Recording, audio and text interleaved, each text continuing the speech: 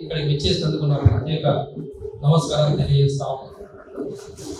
ఈరోజు ఈ కార్యక్రమానికి విచ్చేసిన మాజీ బీసీ కమిషన్ చైర్మన్ గారు మరియు మాజీ భాషా సంస్కృతి చైర్మన్ గారు మరియు కుమారస్వామి గారు మరియు ఇతర కుల సంఘాలు, బీసీ సంఘాలు, ప్రజా సంఘాలు, న్యాయవాదులు అందరికీ నా యొక్క ప్రొఫెసర్స్కి నా యొక్క హృదయపూర్వక నమస్కారం తెలియజేస్తున్నాను. ఈరోజు ముఖ్యంగా ఈరోజు సోమాజిగూడ నందు బీసీల ధర్మ పోరాటం పేరిట ఈరోజు జనాభా గణనలో కులగణన మరియు బీసీల మంత్రిత్వ శాఖ మరియు బీసీల వర్గీకరణ అనే అంశం పైన ఈరోజు రౌండ్ టేబుల్ సమావేశం ఏర్పాటు చేయడం జరిగింది.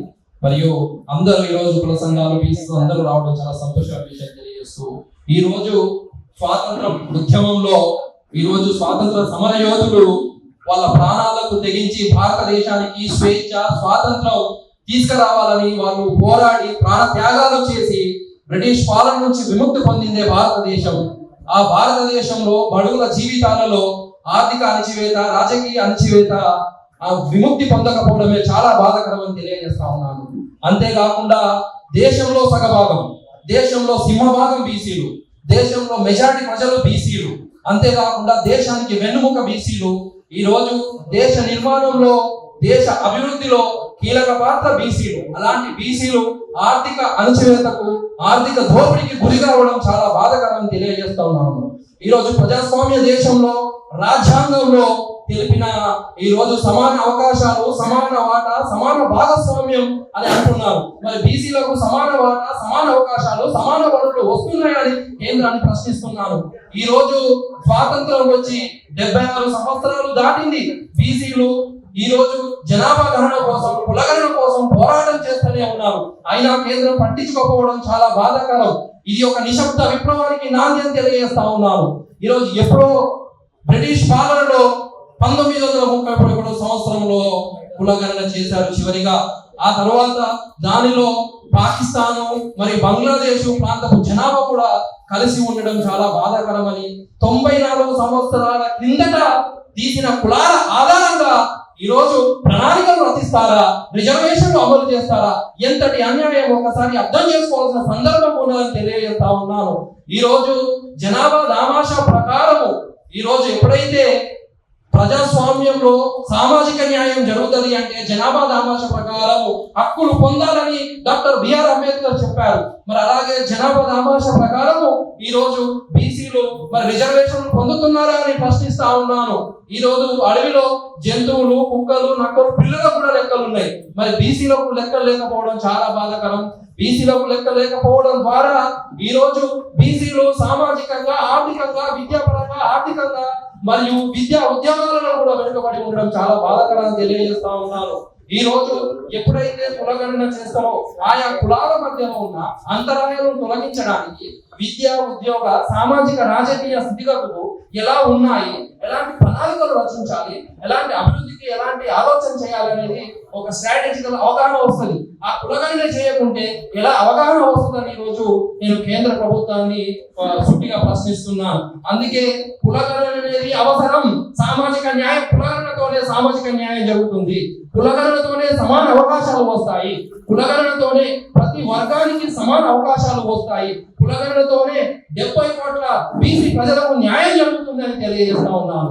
ఈరోజు అంతేకాకుండా ఈరోజు ముఖ్యంగా మండల్ కమిషన్ లో మన రాజ్యాంగంలోని ఆర్టికల్ 340 ప్రకారము ఓబీసీ జాబితా లెక్కలు తీసుకొని జనాభా లెక్కలు తీసుకొని వారి యొక్క ప్రాతిపదికంగా రిజర్వేషన్లు కల్పించాలని ఉంది.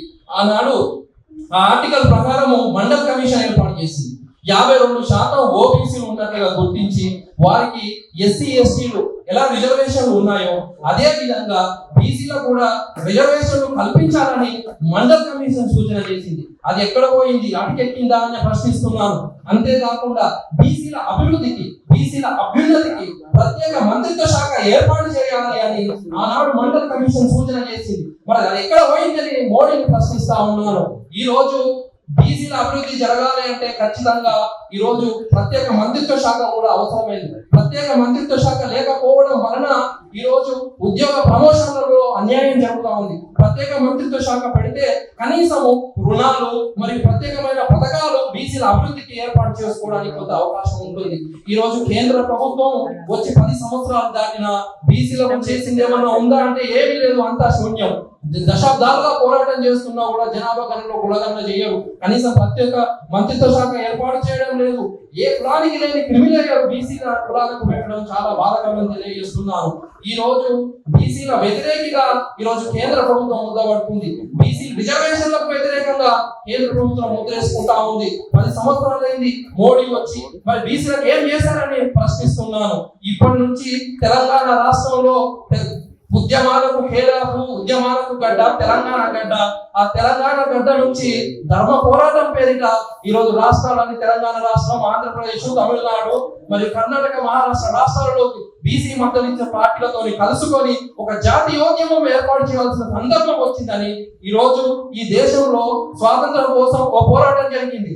అంతేకాకుండా తెలంగాణ సాధించుకోవడం కోసం ఓ పోరాటం జరిగింది. ఇక మిగిలిన పోరాటం ఒకే ఒక్కటి, జాతీయ ఉద్యమం, బీసీల హక్కుల కోసం, రిజర్వేషన్ల కోసం, చైతన్యం కోసం మనం అగ్ని రగిలించే సమయం ఆసన్నమైందని తెలియజేస్తున్నాను. బీసీల అందరూ కలిసి కట్టుగా కుల సంఘాలు, బీసీ సంఘాలు, మేధావులు, ప్రజా సంఘాలు కలిసి కట్టుగా పోరాడదాం. మన హక్కులను మనం పోరాడి సాధించుకుందాం, బానిస సంఖ్యలో చెప్పుకుందాం అని తెలియజేస్తున్నాను. థ్యాంక్ యూ నాకు అవకాశం ఇస్తున్నాను.